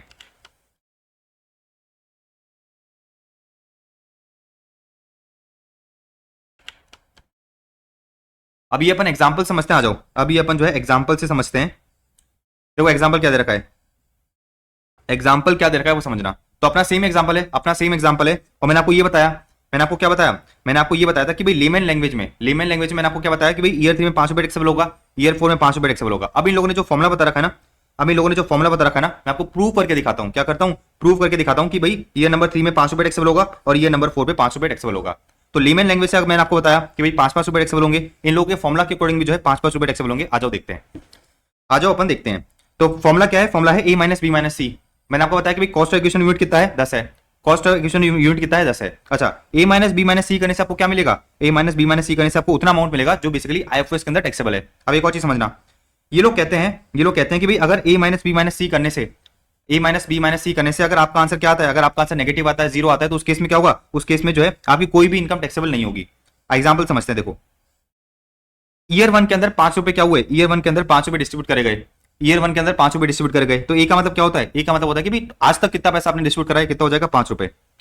B का मतलब क्या होता है, बी का मतलब होता है कॉस्ट ऑफ एक्विजिशन यूनिट्स, तो मैंने क्या करा, 10 रुपीज ले लिया, तो 5 माइनस 10। सी का मतलब क्या होता है, सी का मतलब होता है कि भाई आज तक कोई पैसा टैक्सेबल हुआ है क्या, आज तक कोई पैसा आईएफओएस के अंदर टैक्सेबल हुआ है क्या, ये वाले सम का अभी तक तो कोई पैसा हुआ ही नहीं है, अपन तो ईयर 1 पे है, तो सी क्या हो जाएगा, 0 हो जाएगा। तो 5 माइनस 10 क्या आ गया, 5 माइनस 10 आ गया नेगेटिव 5, 5 माइनस 10 क्या आ गया, नेगेटिव 5 आ गया। तो मैंने आपको बताया कि भाई अगर आंसर आपका नेगेटिव आ जाता है या 0 आ जाता है तो कोई भी इनकम करंट ईयर में टैक्सेबल नहीं होगी। तो करंट ईयर में जो है आपकी इनकम 0 टैक्सेबल होगी, करंट ईयर में 0 इनकम क्या टैक्सेबल होगी, आईएफओएस के अंदर 0 इनकम टैक्सेबल होगी। बात समझ आ गई। ईयर 2 पे आ जाओ, ईयर 2 पे बिजनेस ने क्या करा, 5 रुपए वापस डिस्ट्रीब्यूट करे। ईयर 2 पे बीटी ने क्या करा, 5 रुपए वापस डिस्ट्रीब्यूट करे। अब मुझे बताओ ए का मतलब क्या होता है, ए का मतलब होता है कि भाई आज तक बीटी ने कितना पैसा डिस्ट्रीब्यूट करा है, कौन सा वाला, रिपेमेंट ऑफ लोन वाला। तो ईयर 1 में करा था 5 रुपए, ईयर 2 में करा था 5 रुपए, तो आज तक कितना पैसा डिस्ट्रीब्यूट करा था, आज तक पैसा डिस्ट्रीब्यूट करा था 10 रुपए। बात समझ आ गई। अच्छा, बी का मतलब क्या होता है, बी का मतलब होता है कि भाई cost of acquisition of unit कितना है, कॉस्ट ऑफ एक्विजिशन यूनिट तो 10 रुपए ही था, तो देखो क्या हो गया, 10 माइनस 10। अच्छा, सी का मतलब क्या होता है, सी का मतलब होता है कि भाई आज तक कोई पैसा आईएफओएस के अंदर टैक्सेबल हुआ है क्या, आज तक कोई पैसा आईएफओएस के अंदर टैक्सेबल हुआ है क्या। देखो ईयर में तो 0 हुआ था, मतलब आज तक कोई पैसा टैक्सेबल नहीं हुआ है, तो सी क्या हो जाएगा, सी भी हो जाएगा 0। तो आंसर क्या निकल के आया, आंसर निकल के आया 0। तो क्या ईयर 2 में आईएफओएस में कोई इनकम टैक्सेबल होगी, नहीं होगी। ईयर 1 और ईयर 2 समझ में आ गया, ईयर 1 और ईयर 2 समझ में आ गया होगा। अब आ जाते हैं अपन ईयर 3 पे, आ जाओ ईयर 3 पे। ईयर 3 में अगेन बीटी ने क्या करा, 5 रुपए डिस्ट्रीब्यूट करे। ए का क्या मतलब होता है, ए का मतलब होता है कि भाई आज तक बीटी ने कितना पैसा डिस्ट्रीब्यूट करा है, 5 रुपए, कितना हो गया, 15 रुपए हो गया, तो मैंने ले लिया 15 रुपए। बी का मतलब क्या होता है कि भाई कॉस्ट ऑफ एक्विजिशन यूनिट कितना है, कॉस्ट ऑफ एक्विजिशन यूनिट कितना है, 10 रुपए। सी का मतलब होता है कि भाई आज तक कोई पैसा आईएफओएस के अंदर टैक्सेबल हुआ है क्या, रिपेमेंट ऑफ लोन वाला। ईयर 1 में हुआ था 0, ईयर 2 में हुआ था 0, तो देयरफॉर सी क्या हो जाएगा, 0 हो जाएगा। तो अमाउंट कितना निकल के आया, अमाउंट निकल के आया 15 माइनस 10 कितना हो गया, 5 रुपए हो गया। तो ईयर 3 के अंदर क्या होगा, ईयर 3 के अंदर ये जो 5 रुपए है ना, ईयर 3 के अंदर ये 5 रुपए आईएफआरएस के अंदर टैक्सेबल कर दिए जाएंगे। देखो मैंने वही बताया ना, ईयर 3 में 5 रुपए टैक्सेबल हो गए। ईयर 1 और 2 में क्या होता है, ईयर 1 और 2 में से तो कॉस्ट ऑफ एजुकेशन में से कम हो गया था, ईयर 3 में जो है क्या हुआ, ईयर 3 में 5 रुपए आईएफआरएस में टैक्सेबल हो गए।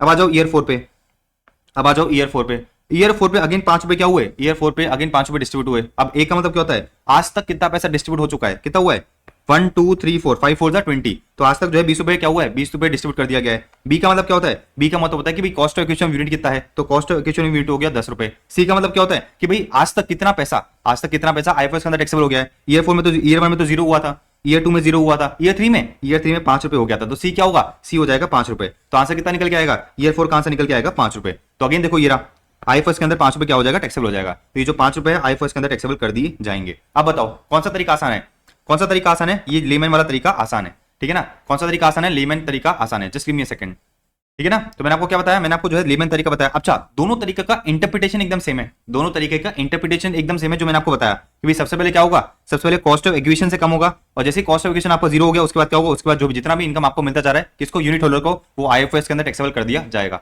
ठीक है, तो कान इधर से पकड़ो या इधर से पकड़ो, बात एक ही है, ठीक है ना। तरीका अलग है, कंसेप्चुअल एक ही है, कंसेप्ट एक ही है। बात समझ आ गई। तो फॉलो कौन सा करना है आपको, कोई भी फॉलो करो यार, कोई भी फॉलो करो, क्या फर्क पड़ता है, कोई भी फॉलो करो, क्या फर्क पड़ता है। लेकिन ध्यान रखना, अगर एक्सक्लूसिव फॉर एग्जांपल 4 नंबर का क्वेश्चन आता है, एक्सक्लूसिव 4 नंबर का क्वेश्चन आता है इसी से रिलेटेड, तो आपको ये वाला तरीका फॉलो करना पड़ेगा, क्योंकि स्टेप वाइज मार्किंग मिलेगी। लेकिन अगर एमसीक्यू में आ जाता है, एमसीक्यू में आ जाता है तो इतना दिमाग मत लगाना, आप जो डायरेक्टली मेरा लेमन वाला तरीका करोगे तो आंसर सेम ही आएगा। दोनों तरीके से आंसर सेम आएगा, दोनों कॉन्सेप्ट एक ही है, बस तरीका क्या है, निकालने का तरीका, आंसर निकालने का तरीका क्या है, डिफरेंट है।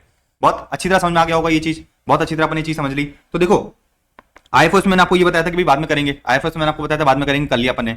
कैप गेन्स में जब अपन कॉस्ट ऑफ एक्विजिशन कर रहे थे, कैप गेन्स में जब अपन कॉस्ट ऑफ एक्विजिशन कर रहे थे, क्या कर रहे थे, कॉस्ट ऑफ एक्विजिशन कर रहे थे, तो ये वाला पॉइंट आया था, ये वाला पॉइंट आया था। तो बेसिकली कॉस्ट ऑफ एक्विजिशन के समय, कॉस्ट ऑफ एक्विजिशन करते समय ये वाला पॉइंट क्यों आया था, तो मैंने अभी आपको बताया भाई इनिशियली आपको क्या करना है, इनिशियली आपको जो है कॉस्ट ऑफ एक्विजिशन कम करते जाना है, इनिशियली जो है आपको कॉस्ट ऑफ एक्विजिशन कम करते जाना है, अनलेस की जब तक कि आपकी कॉस्ट ऑफ एक्विजिशन 0 नहीं हो जाती। अच्छा, होगा क्या इसका मतलब कि भाई अगर मैंने ईयर वन में 5 रुपए क्या करा, लेस करा, तो मेरी कॉस्ट ऑफ एक्विजिशन कितनी हो गई, 5 रुपए हो गई। तो अगर मैं ईयर 1 के बाद क्या करता हूं, इस यूनिट को बेचता हूं, तो मेरी कॉस्ट ऑफ एक्विजिशन क्या लूंगा, 10 रुपए नहीं लूंगा, क्या लूंगा, 5 रुपए लूंगा। अच्छा, ईयर 2 में मेरी कॉस्ट ऑफ एक्विजिशन 0 हो गई, इसका मतलब ये कि भाई अगर मैं ईयर 2 के बाद इस यूनिट को बेचता हूं, मेरी कॉस्ट ऑफ एक्विजिशन मुझे क्या लेनी पड़ेगी, कॉस्ट ऑफ एक्विजिशन लेनी पड़ेगी 0। बात समझ में आ रही है आपको। तो कॉस्ट ऑफ एक्विजिशन मैंने कम कर दी तो मेरा कैप गेन्स ज्यादा निकल के आएगा। तो आपको एकदम मैंने लॉजिकल तरीके से पूरा समझा दिया, एकदम जो है पूरा लॉजिकल तरीके से मैंने आपको ये चीज समझा दी, एनी स्पेसिफाइड सम वाली, ठीक है ना। अब आई थिंक आपको कोई भी डाउट रहा नहीं होगा इस चीज में, राइट। अब सुनो, हाँ जी, तो देखो अब एक लास्ट टॉपिक मैं आपको कराता हूं बिजनेस टेस्ट में। जब अपन मैट कर रहे थे, जब अपन क्या कर रहे थे, मैट के प्रोविजंस कर रहे थे, तो मैंने आपको जो है कुछ चीजें बड़ा छुड़वाई थी, एक दो एडजस्टमेंट छुड़वाए थे बुक प्रॉफिट में से, ये कहा था कि भाई बाद में करेंगे। आ जाओ, अब समय आ चुका है, तो आपको ले चलते हैं पेज नंबर 66 पे, आई थिंक पेज नंबर 66। देखो अपन आ गए मैट पे, ठीक है ना, मैट पे आ गए। मैट पे मैं आपको बता रहा था कि भाई अगर कंपनी में क्या लग रहा है, मैट लगता है, कंपनी में अगर मैट का प्रोविजन लगता है तो अपन बुक प्रॉफिट निकालते हैं। बुक प्रॉफिट कैसे निकालते हैं, profit and loss as per P and L account, उसमें कुछ आइटम ऐड करते हैं, कुछ आइटम लेस करते हैं, और आपको क्या निकल के आ जाता है, आपको जो है बुक प्रॉफिट निकल के आ जाता है।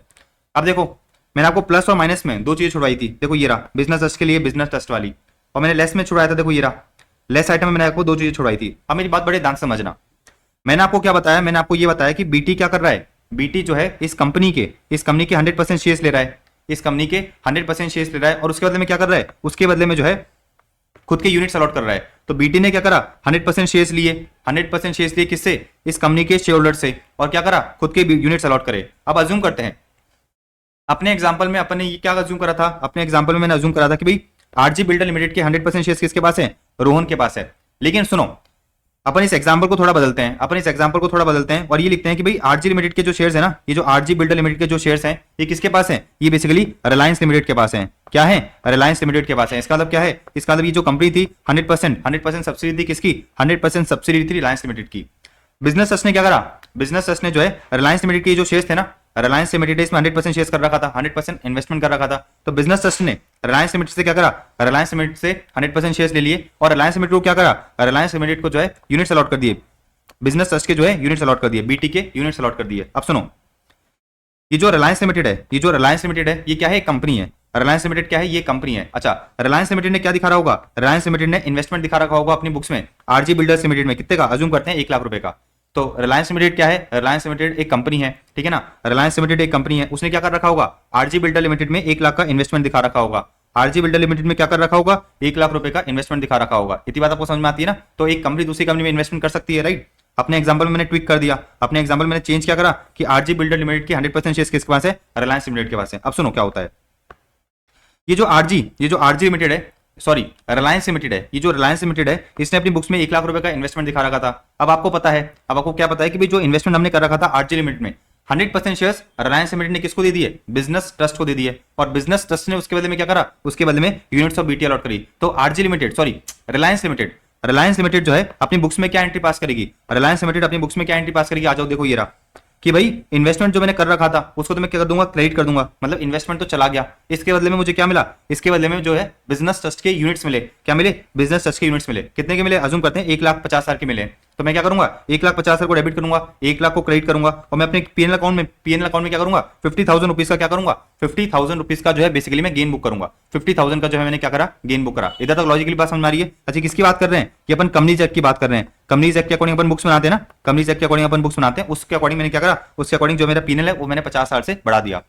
अब रिलायंस लिमिटेड क्योंकि एक कंपनी है तो इससे मैट लगता है, अगर मेरा मैट लगेगा तो मैं क्या करूंगा, मैं नेट प्रॉफिट पकड़ूंगा। इसका जो है मैंने नेट प्रॉफिट पकड़ा, उसके अंदर मैं क्या करूंगा, ये जो मैंने 50,000 का गेन बुक कर रखा है ना इसको लेस कर दूंगा। ये 50,000 का जो मैंने गेन बुक कर रखा है इसको क्या करूंगा, लेस करूंगा। तो देखो मैं नेट प्रॉफिट उठाऊंगा, नेट प्रॉफिट मैंने उठाया, ये जो 50,000 का मैंने गेन बुक कर रखा है इसको क्या करूंगा, लेस करूंगा। इसको क्या करूंगा, लेस करूंगा। आ जाओ देखो ये रहा, मैट निकालते समय आपको क्या करना पड़ता है, आपको लेस करना पड़ता है, आपको लेस करना पड़ता है पीएनएल में से। क्या लेस करोगे, देखो ये रहा notional gain regarding the business trust. तो बेसिकली ये जो मैंने क्या कर रखा है, 50,000 का गेन बुक कर रखा है, इसको मैं क्या करूंगा, इसको जो है मैं लेस कर दूंगा, इसको जो है मैं क्या करूंगा, लेस कर दूंगा। अब सुनो अपना प्रोविजन क्या कहता है, अपना प्रोविजन मुझे ये बताता है कि जब आप क्या करोगे, जब आप इस बिजनेस ट्रस्ट यूनिट को एक्चुअल में बेचोगे, किसको बोल रहा है, रिलायंस लिमिटेड को ये कहता है प्रोविजन कि जब आप क्या करोगे, इस यूनिट ऑफ बिजनेस ट्रस्ट को एक्चुअल में बेचोगे, इस यूनिट ऑफ बिजनेस ट्रस्ट को एक्चुअल में बेचोगे तो आपको क्या निकलेंगे, आपको जो है कैप गेन्स निकलेंगे। क्या निकलेंगे, आपको कैप गेन्स या कैपिटल लॉस निकलेगा, या तो आपको गेन्स होगा या फिर आपको लॉस होगा। तो सरकार ये कहती है कि जिस साल आपने क्या करा है, जिस साल आपने बिजनेस ट्रस्ट यूनिट्स को बेचा है, जिस साल आपने बिजनेस ट्रस्ट यूनिट्स को बेचा है, तो अगर आपको क्या हो रहा है, अगर आपको जो है कैपिटल गेन्स होते हैं,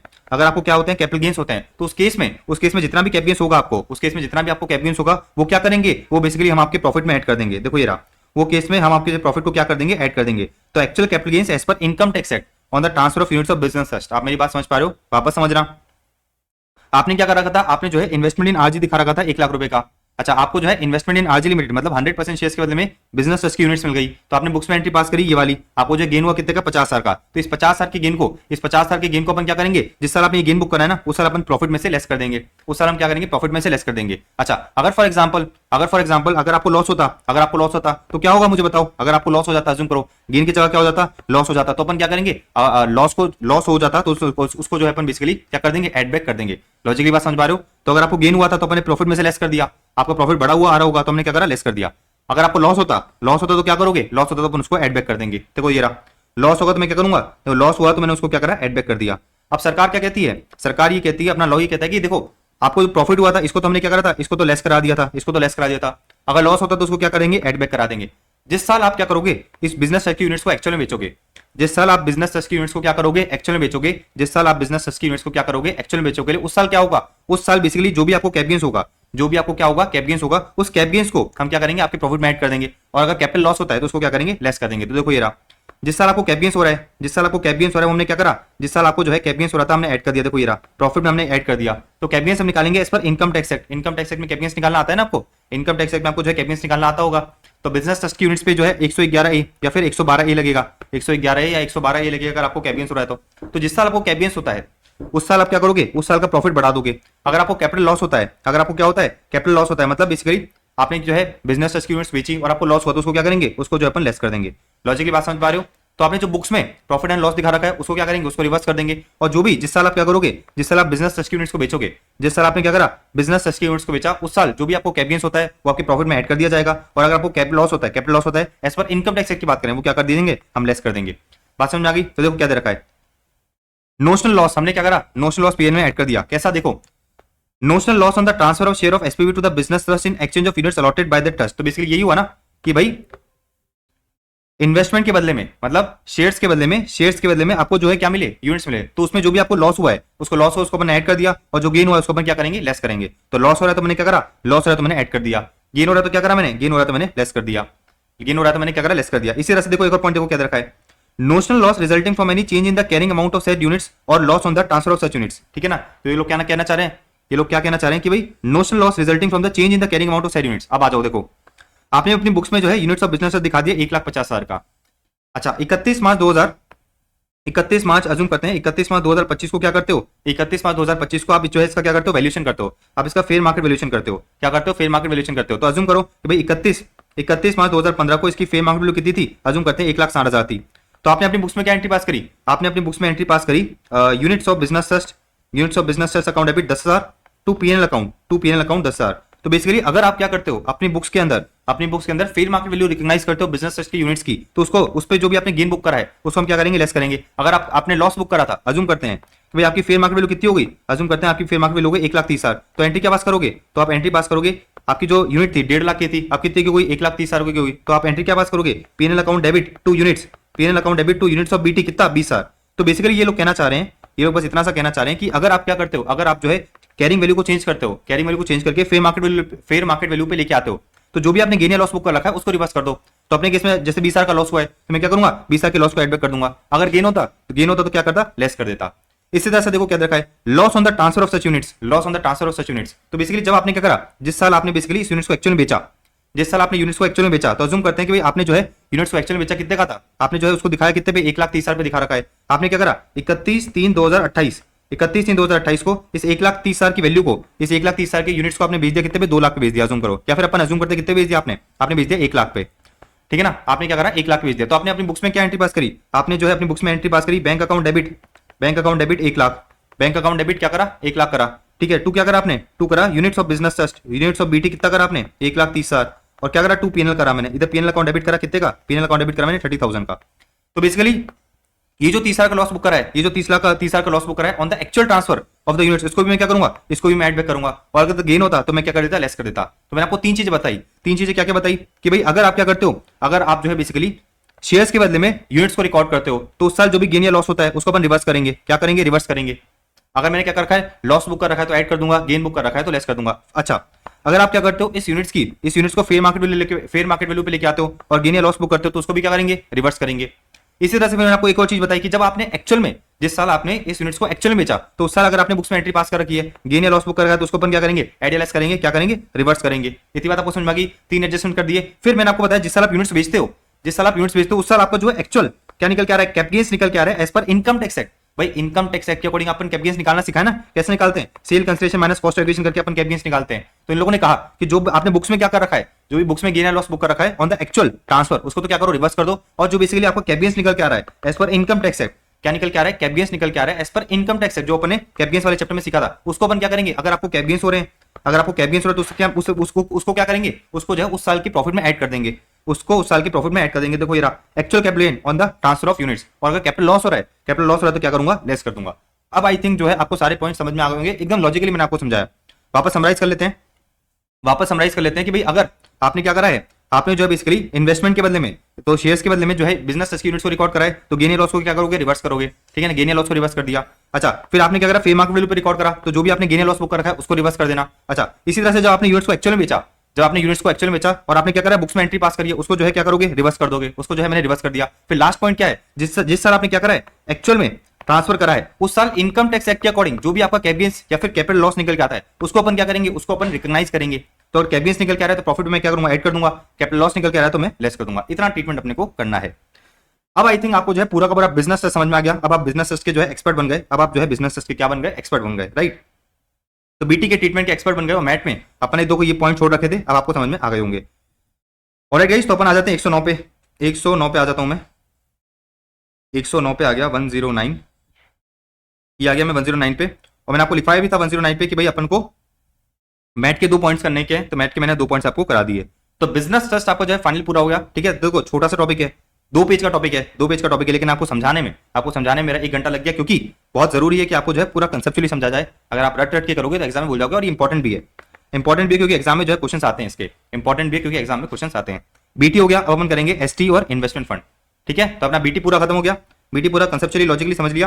मैंने आपको बता दिया कि भाई अगर आपके नोट्स में ये दोनों चीजें नहीं तो इसको क्या करना, ऐड कर लेना, एक तो इसको और एक इसको, ओके। सो अपन अब बढ़ते हैं एसटी सिक्योरिटाइजेशन ट्रस्ट और इन्वेस्टमेंट फंड की तरफ बढ़ते हैं, आ जाओ।